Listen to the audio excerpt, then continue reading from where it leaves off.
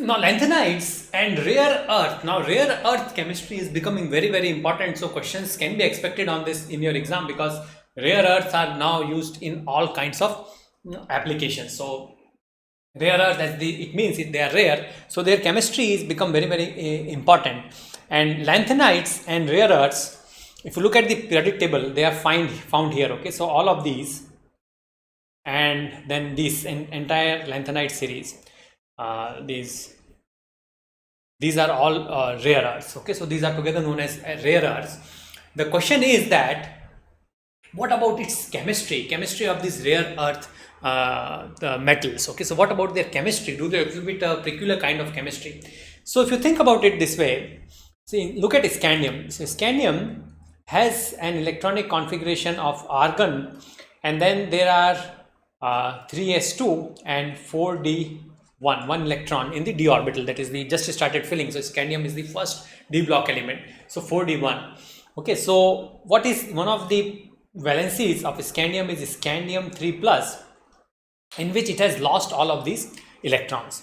Okay, what about yttrium? Yttrium is the same thing. It also exhibits a +3 valency. What about this lanthanum? Lanthanum, it's again the same thing. It also exhibits a +3 valency. So there is a 3s2 4d1. In the case of yttrium, it will be 4d1 5s2. In the case of lanthanum, it will be 5d1 6s2, right? So lanthanum, what will be?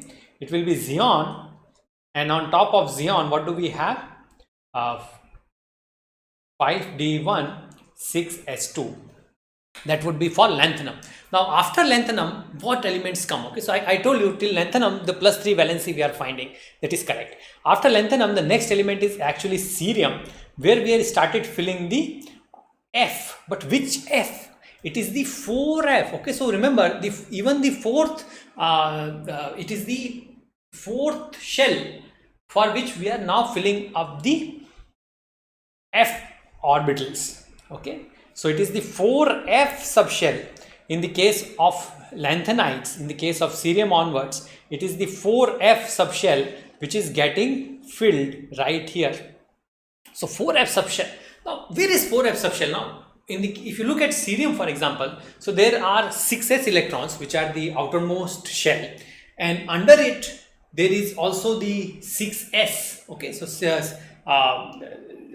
under it there is also the 5d electrons. Okay, so there is 6s outermost, then after that there is 5d electrons, those are also there, and even under that there is this 4f. Okay, so we are filling a very deep a shell which is very deep inside. Those are the electrons which are getting filled up. So 4f electrons get filled up all through this lanthanide series, and these 4f electrons are so deep. Okay, so they are not in the nth shell, not in the n-1, but n-2th shell. They are so deep inside that it is very hard to get them to participate in any kind of bonding. So they are not really valence electrons. Okay, so in the case of lanthanides, what happens is that these electrons which are getting filled up in the 4f subshell, in this 4f, the deep seated or submerged, very submerged subshell, the 4f subshell, it is very hard to get them to participate in bonding. So all through these lanthanides, the most common valency that we find is +3. So these rare earths or lanthanides, the most common valency is very similar to scandium, where only the S and the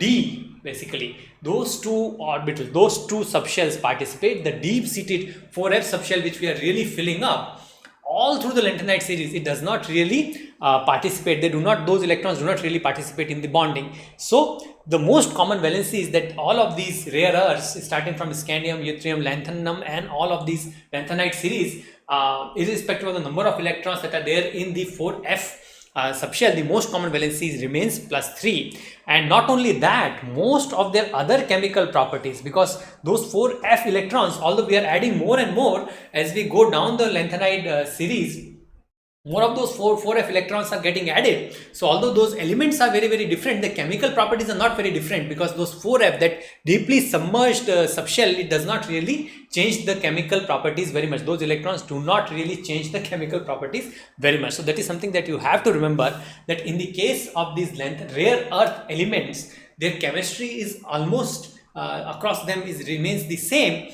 and moreover in their compounds, one of those rare earths can be replaced with another rare earth. Okay, so a smaller rare earth can be replaced with a larger rare earth. It will also form the same compound, so it can be easily replaced, right? So I can replace scandium, for example, with cerium. I can do that, okay, because both of them exhibit similar chemistry. The f electrons, adding of those f electrons does not really change the chemistry that much. So that is very important part of the rare earth chemistry, that one of those rare earths can be replaced with another rare earths, and that produces a range of compounds, okay, and that chemistry of rare earths has become, recently it has also become very important. Okay, thank you.